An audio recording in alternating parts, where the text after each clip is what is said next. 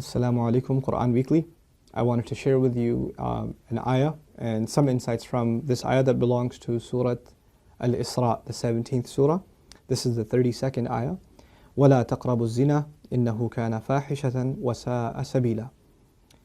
This belongs to a passage in the Quran that are kind of the equivalent of the 10 commandments that you probably heard the famous phrase. Some Sahaba call them the equivalent of what the essential teachings that were given to Musa alayhi salam. Interestingly, they belong to a surah that's also called Bani Israel, the sons of Israel. Anyhow, this particular ayah, Allah says don't even go near fornication, adultery, az-zina. Don't even go near it. He doesn't say la tazinu, don't do adultery, don't commit adultery. He says don't go near it. In other words, there's the act itself, and then there is a series of smaller acts that lead to it. It's got a perimeter around it, and you can't even go close to it. One has to understand the language of the Quran and the sensitivity in which it deals with this subject to appreciate the wisdom of Allah Azza wa Jal and how He's counseling us in dealing with this problem. Allah Azza wa Jal is telling us there are certain things that in and of themselves are not haram. You're not going to be able to pinpoint it and say it is wrong. But when you get involved in it, you're going to get sucked into a gravitational field and it'll pull you in slowly and surely, little by little by little, and eventually it'll get you. Eventually it'll come at you. You know, one of the things we learn about shaitan that is remarkable to me is that he's extremely patient. He won't get you one shot. He'll come at you and he will put a little bit and a little bit and a little bit and a little bit until he destroys your character. He won't come and make you do the wrong thing right away. You know? Even in the story of Adam alayhi salam and Hawa, inshallah one day we'll do that story and some of the wisdoms from that story in the Quran. The way he approached them in Surah Al-A'raf is really interesting. He was relentless. It wasn't just one time. Like we assumed that he just came and said, hey, tree, doesn't it look good? And he was gone. No. He was extremely relentless. And he kept at it and he kept at it and he kept at it and he built this idea in them until they would think it's their idea. You know? And when people start listening to shaitan, this is the same surah, Allah Azza wa Jalla says, Inna ibadi laysa laka alayhim sultan. My slaves, you're not going to have any authority over them. In other words, people who really submit to Allah, He will not have authority over them. But others, الشَّيْطَانُ يَعِدُكُمُ الْفَقْرَ وَيَأْمُرُكُمْ بِالْفَحْشَاءِ Surah Al-Baqarah. He will command you to do shamelessness. In other words, when you listen to him a little bit, you've granted him a little bit of power. When you listen to him a little more, you've granted him a little more power. And if you keep on listening to him, he gets to the point where he can command you. You will find yourself, I can't even help myself, Brother Nouman. I can't even help myself. I don't even know. I don't know how to turn the computer off. I don't know what makes me do that every night. I don't know what makes me do this or that. I don't know what makes me go there. Go into that chat session, you know. Go and log into that, horrific website. Go watch that filth. Why do I end up doing that? Why can't I lower my eyes when I'm in an elevator? When I'm walking down the street? I can't even help myself. I don't know what to do. That's when you know shaitan's got a pretty good hold on you. He's got a pretty solid hold on you. And you've been sucked into a really, a vicious cycle. It's just getting worse and worse and worse and worse and worse. And you're not addressing it and it's making the problem worse. And it's destroying your spirituality altogether. Your relationship with Allah depends on a heart being clean. Every time you're exposed to filth, more dirt, more blackness, more covers are poured on top of your heart. And it keeps on pouring and it keeps on pouring and it keeps on pouring to the point where you're listening to the word of Allah and you can't get yourself to even shed a single tear. It won't come because your heart has been made so hard because of all the exposure to filth, all the sin that your eyes are taking in all the time. And you don't even care anymore.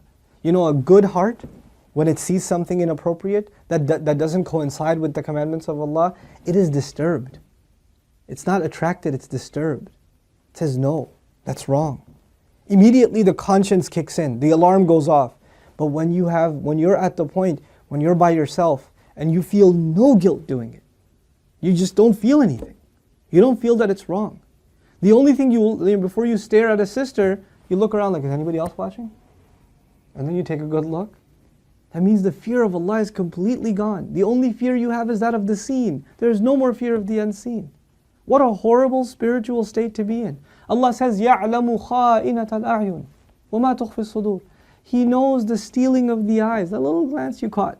He knows that one, that little glance you took. What to speak of the stare. And He knows what the chests are hiding. You know why I brought up this particular ayah? Don't even go near zina.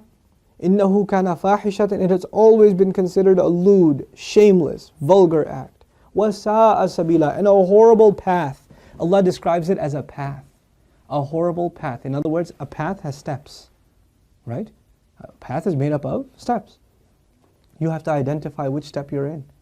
What makes you get into this? You know, and for each of you, there's a process, there's a cycle. You're in a room by yourself. You know, you're after school. You've got a couple of hours before your parents get home. You know, you're among a bunch of friends that don't have any standards.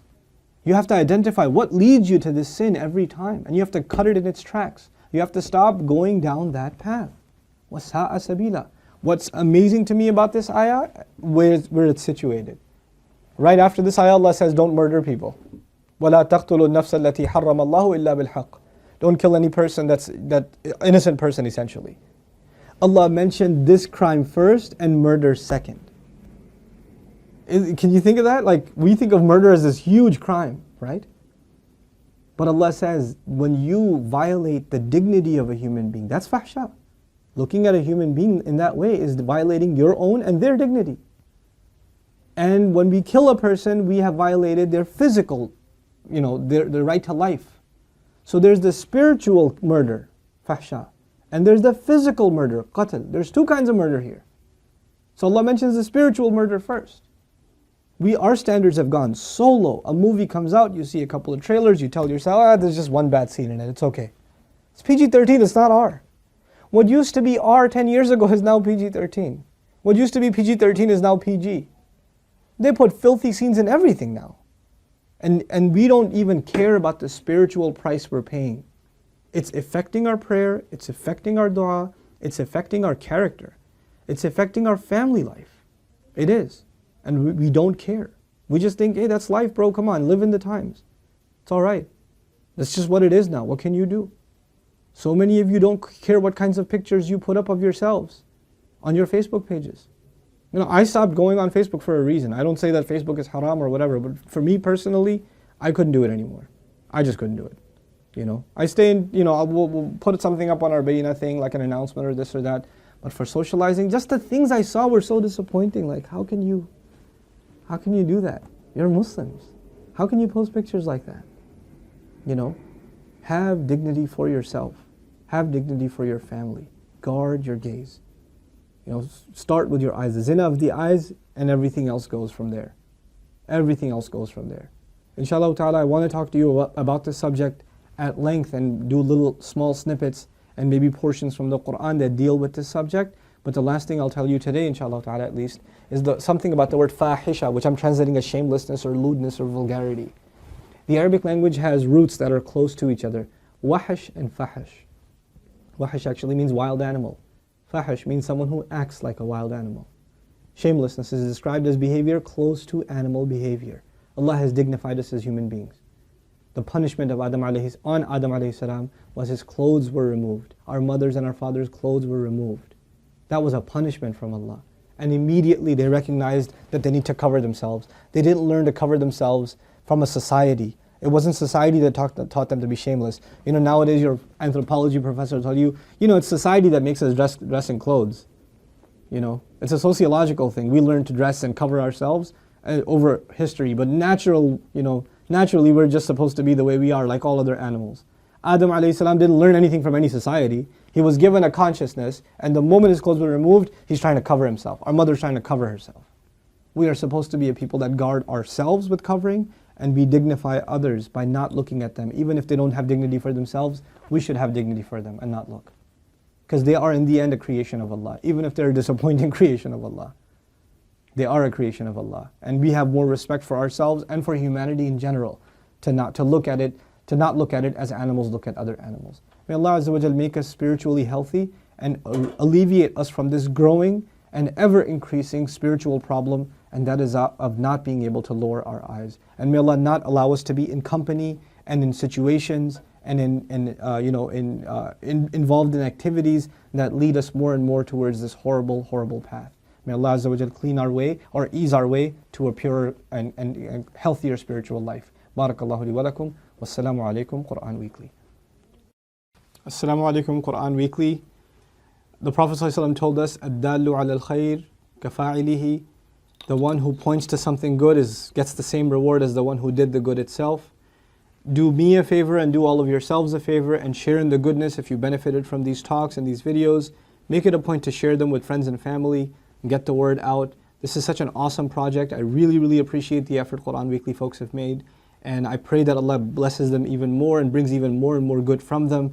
These kinds of efforts, Allah tells us whoever doesn't thank the people hasn't thanked Allah. The hadith of the Prophet ﷺ teaches us that. So we should do that. We should appreciate the effort that's being made here. And the best way to appreciate their effort is to help them get more reward and get yourself more reward at the same time by spreading the word, inshallah ta'ala. Thank you again. Wassalamu alaikum.